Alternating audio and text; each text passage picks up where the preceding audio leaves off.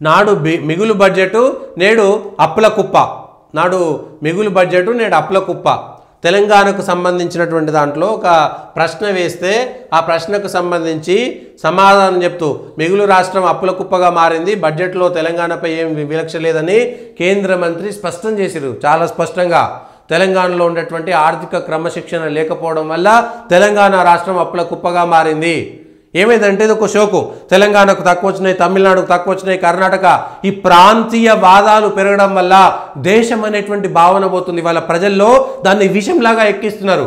తెలంగాణకో ఇంకొక రాష్ట్రానికి అన్యాయం చేస్తే అడగడంలో తప్పు లేదు, కానీ గొంతమ్మ కోరికలు కోరుకుంటూ ఇష్టానుసారంగా ఇంకేం అక్కర్లేదు, దేశం అనేటువంటి భావనే అక్కర్లేకుండా, దేశభక్తి లేకుండా ప్రాంతీయ భావజాలను రెచ్చగొట్టేటువంటి ప్రయత్నం జరిగి ఏం చేసినా సరే మా తెలంగాణకు అన్యాయం జరిగింది, మా ఆంధ్రాకు అన్యాయం జరిగింది, లేకపోతే తమిళనాడుకు ఇలా రాష్ట్రాలకు అన్యాయం జరిగింది. ఈ రాష్ట్రాలు మరి దేశం అంటే ఏ రాష్ట్రానికి ఇస్తారు? అన్నీ తీసుకొచ్చి 29 రాష్ట్రాలకి ఒక్కొక్క రాష్ట్రానికి ఒక్కొక్క బడ్జెట్ అయితే కేటాయించలేరు కదా.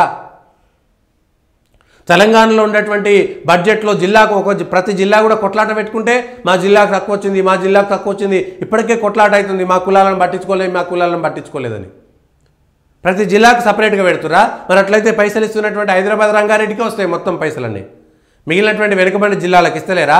ఆదిలాబాద్లోనో ఆసిఫాబాద్లోనో ములుగు జిల్లాకో నిధులు కేటాయిస్తలేరా? అక్కడ నుంచి ఏమి ఇస్తలేరు కదా, ఆ జిల్లాల నుంచి ఏమి వస్తలేదు కదా ఆదాయం. మరి ఆదాయం రానటువంటి జిల్లాలకు తెలంగాణ బడ్జెట్లో కేటాయించట్లేదా?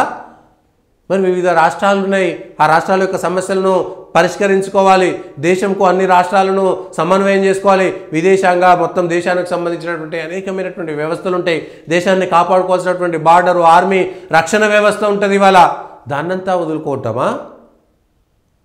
ఏది పడుతుంది మాకు అన్యాయం జరిగింది చెప్పాలి, ప్రజల్లో రెచ్చగొట్టాలి. చూసిరా తెలంగాణకి ఏం ఇయలే, తెలంగాణకు 1,00,000 కోట్లు అడిగినావు, నీది ఏం పోయింది? నీది కాకపోతే ఏదో చేయమంటారట, నీది కాదు కాబట్టి 1,00,000 కోట్లు కాబట్టి 2,00,000 కోట్లు అడుగుతారు. మీరు దొబ్బక తినడానికి, కాళేశ్వరంలో దొబ్బక తినడానికి టీఆర్ఎస్ అడిగిందని కాంగ్రెస్ అంటుంది, ఇవాళ మూసి దొబ్బక తినడానికే అడుగుతున్నారని మిమ్మల్ని అన్నారా? వాళ్ళు చేసింది కదే, మీరు చేసింది కదే కదా. ప్రతి రూపాయిని విలువైనటువంటి రూపాయిగా ఏ విధంగా సమర్థవంతంగా వినియోగిస్తున్నాము, వృధా ఖర్చు లేకుండా ఒక్కటైనా చెప్తున్నారా? ఏ ఒక్కటి చెప్పట్లేదు. కానీ మళ్ళీ మాకు ఇస్తలేరు, మాకు అన్యాయమే జరిగింది, అయినా సరే ఇంత చేసినా తెలంగాణకి ఏమి ఇస్తలేరు, అదే జరుగుతున్నది. ఇందిరాగాంధీ గెలిచిన మెదక్లో first railway station మేమిచ్చినాం, Narendra Modi వచ్చిన తర్వాత సిద్దిపేట గజ్వేల్ పోయినటువంటి రైళ్లు కూడా అదే మోదీ ఓపెన్ చేసాడు. మోదీ సమయంలో శాంక్షన్ అయ్యి మోదీ సమయంలో పోయింది. విభజన హామీలన్నీ కూడా అమలు చేస్తున్నాం. రైల్వే బడ్జెట్లో రికార్డు స్థాయిలో కేటాయింపులు.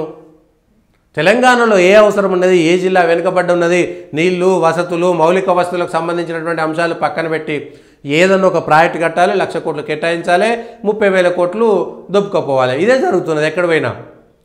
దేశంలో ఇవాళ జలయజ్ఞం అనేటువంటిది పూర్తిగా ఏది ప్రాజెక్టులు కట్టడం కేవలం డబ్బుల కోసము లంచాల కోసమే కడుతున్నారు అనేటువంటి విధంగా ప్రజల్లోకి మెసేజ్ వెళ్ళింది. ఇవాళ మొత్తం అవినీతి కూడా వ్యవస్థీకృతం అయిపోయింది అనేటువంటి పేరు వస్తుంటే అంతకంటే దారుణం ఇంకేమైనా ఉందా?